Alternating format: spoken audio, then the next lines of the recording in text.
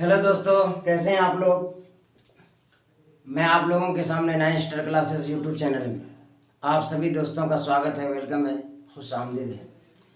आज हम लोग फिर से पढ़ेंगे राजनीति विज्ञान। ये जो क्लास आप लोग देख रहे हैं ये बहुत ही इम्पोर्टेंट क्लास है। ख़ास करके कल से जो डीएलएड प्रवेश परीक्षा जो बिहार में होने जा रहा है, 20 तारीख तक ये एग्ज़ाम चलेगा। ये जो एग्ज़ाम होने जा रहा है, इस एग्ज़ाम से दृष्टिकोण से बहुत ही इम्पोर्टेंट क्वेश्चन है। ये आज के इस क्लास से लगभग 1 से 2 क्वेश्चन आपके ज़रूर आएंगे। अगर एक क्वेश्चन आया तो 3 नंबर, अगर 2 क्वेश्चन आ गया तो आपका 6 नंबर आपका टेकअप हो जाएगा। तो इस वीडियो को अंत तक ज़रूर देखेंगे। उसके अलावा क्लास 10th एवं 12th के लिए ये क्लास भी बहुत ही इम्पोर्टेंट है। और ये जो क्वेश्चन इसमें ज़्यादातर हम सेट किए हैं, संविधान से रिलेटेड ज़्यादातर क्वेश्चन है और महिलाओं की भागीदारी जो चुनाव, लोकसभा चुनाव में है, उनसे रिलेटेड हम ज़्यादातर क्वेश्चन लेकर के आए हैं। तो शुरू करते हैं कि भारतीय संविधान में क्या सब हमारे लिए दिया है और हम उसमें किस तरीके से फॉलो करते हैं। पहला क्वेश्चन है दोस्तों, राजनीति विज्ञान में कहता है कि भारतीय संविधान की आत्मा किसे कहा जाता है। कहता है पहला क्वेश्चन में कि भारतीय संविधान की आत्मा किसे कहा जाता है, तो कहा जाता है प्रस्तावना को। किसको कहा जाता है? प्रस्तावना को भारतीय संविधान का आत्मा कहा जाता है। किसको?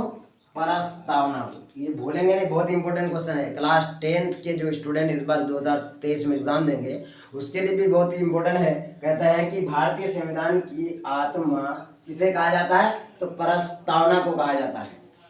तो ये प्रस्तावना क्या है कि हम जो स्कूल वगैरह, कॉलेज में, कोचिंग में प्रार्थना के समय में, चेतना के समय में जो पढ़ते हैं बच्चों के सामने, वो वही है प्रस्तावना, जिसको हर्ट कहा जाता है।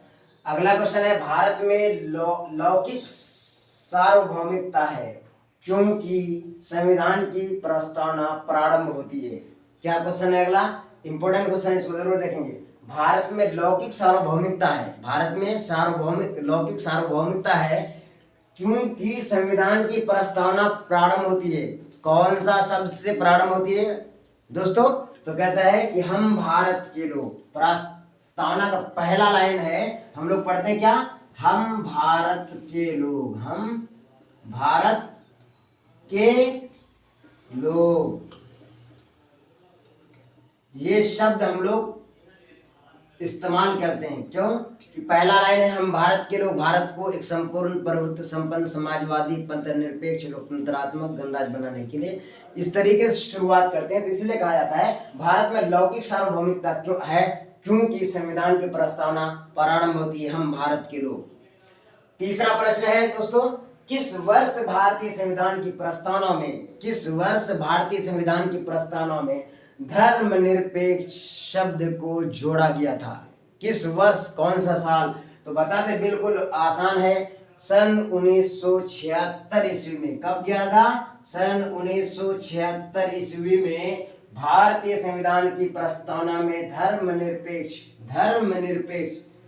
शब्द को जोड़ा गया था। इस धर्मनिरपेक्ष शब्द का मतलब है कि किसी भी धर्म के प्रति, किसी एक धर्म के प्रति विशेष बल नहीं, बल्कि सभी धर्म एक समान है, इसीलिए उस धर्मनिरपेक्ष शब्द को जोड़ा गया था। अगला प्रश्न है, तो ये जोड़ा कब गया था? सन 1976 ईस्वी में। ये चीज आपको याद रखना है। अगला प्रश्न है, भारत है एक। क्या है भारत एक? भारत क्या है?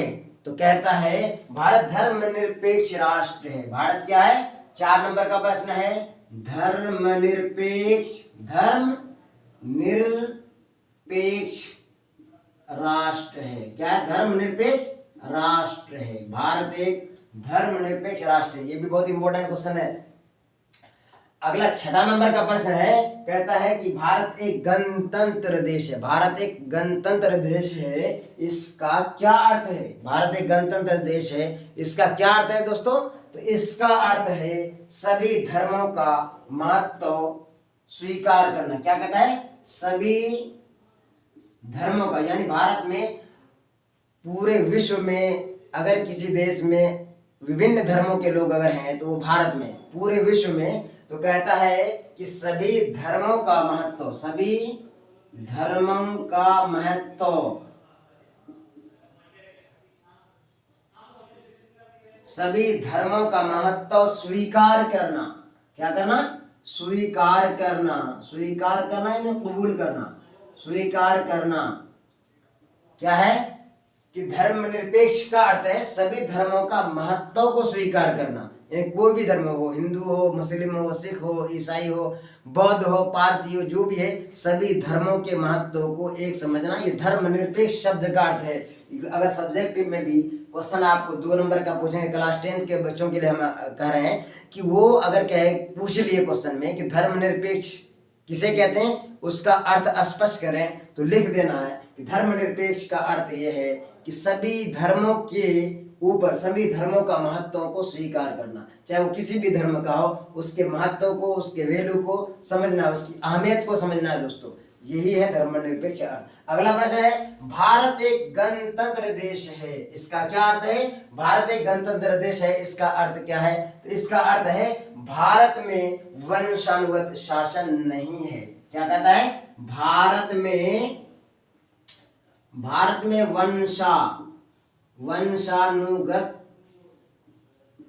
वंशानुगत शासन नहीं है। तो कौन सा शासन है? तो राजतंत्र है।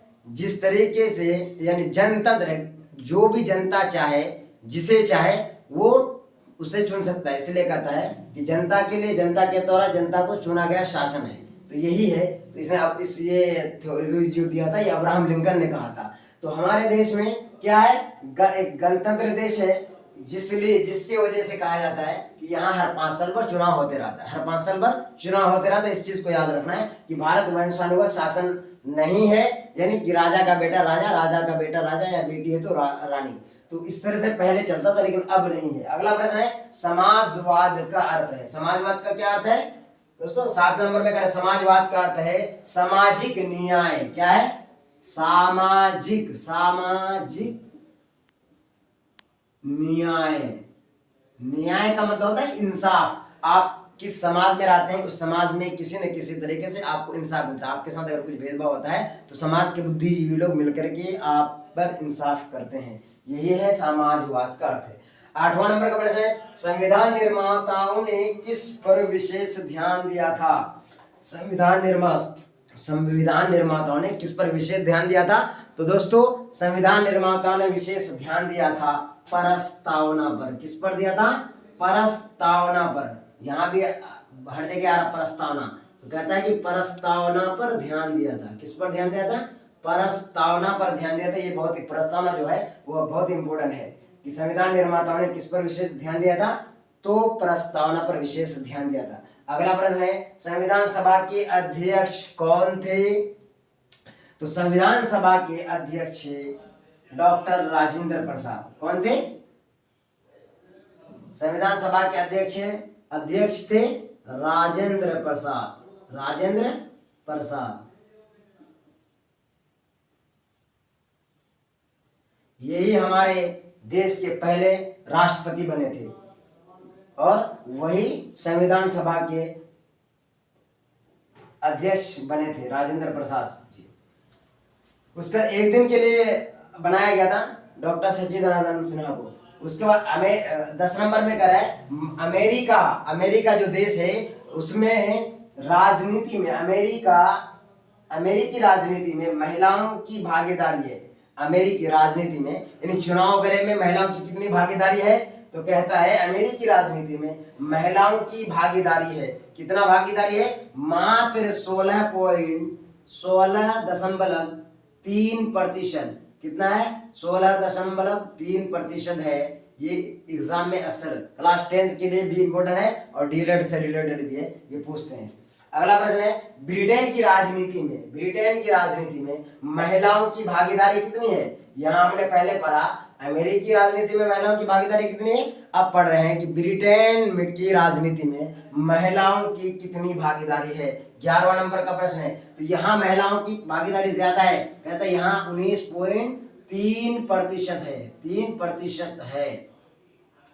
3% है यहाँ महिलाओं की भागीदारी। ब्रिटेन में कितना है? 19.3%।